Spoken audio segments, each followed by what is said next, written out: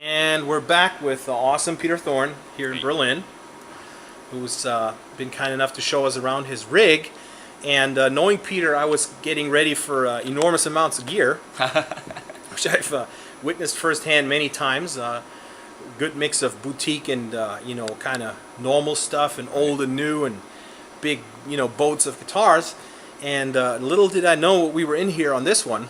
So Peter, you want to tell us a little bit on what you're actually bringing out for this run? Yeah, absolutely. Well, I'm using this guitar a lot, which I actually got, I want to say a year and a half ago. It was, let's see, it's number 33 of that first run of 500, 2009 59 Les Paul reissues that you guys did at Gibson. So the thing that I love about this guitar is just the attention to detail and accuracy with things like the neck shape. I used to have a 54 gold top, so I had the real deal. I owned an old Les Paul. And this one, I really feel like they got the neck right, where it's like it's a little less shoulder in the neck, and it just feels like an old one to me. Actually, when I got the guitar, I was at Guitar Center, bought the guitar at Guitar Center in Hollywood, and they took me upstairs to their vault where they got all these old Les Pauls and cool. They had an old 59, they had a 57 gold top. So I was playing this right next to those guitars and sort of comparing the neck shape to the old ones, and it's so close. So it's been great. I just love it, and love the audio taper pots that it's got going. It's like the roll down. I'm a kind of volume pot guy. I like to roll down the volume. So with the 50s wiring and the audio taper pots, you can roll down to like 8, and all of a sudden you're getting clean down to 5. It's really cool. So that's all great on this guitar. So anyway, that's that. And then as far as an amp rig goes, follow me. This is my amp rig for the European leg of this tour. The story is, this is a Fractal Axe Effects, and it's a multi-effects unit that also does amp modeling, cabinet modeling, and it's like an all-in-one guitar toolkit for tone, basically. So it's really expensive to ship gear overseas and whatnot. So basically in the States I've got a great big full amp rig with 12-space rack and heads and multiple cabinets and stuff like that. But it costs so much to bring over, and I love using it, but you can get really close using a unit like this these days. Basically what I did was try and recreate all my sounds from my big rig in this 2 rack space unit, and I'm running it just DI right out to the house. And so what you hear in the house is just this. There's no, got a Vox amp sitting here on stage, but it's purely for backup, if something were to happen to this. But it's been rock solid. I've been using them for about, I don't know, 3 or 4 years now or something, and they've never hiccuped on me. So it's a great option.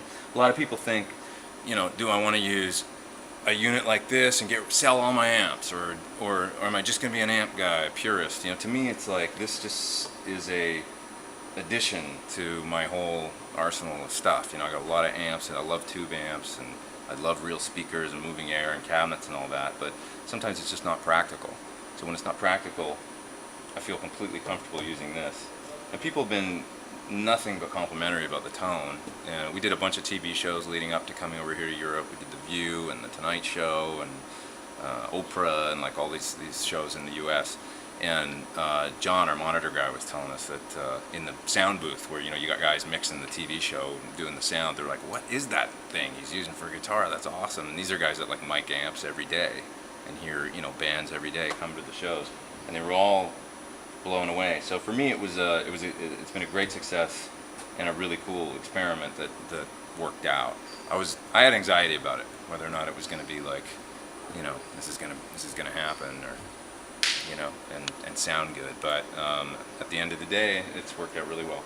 And you still brought your ground control out though, right? Yeah, so I've got the ground control. I've kind of sort of tried to put together a pedal board that looks like my pedal board from my big rig, and all the presets and everything in this pedal board mirror the presets in my big rig. So I don't have to think about anything different than when I'm using my full amp rig. It's like all the songs and everything right down to, this is an expression pedal here that controls delay, and so it's usually, as I bring it on, it'll mix in effects.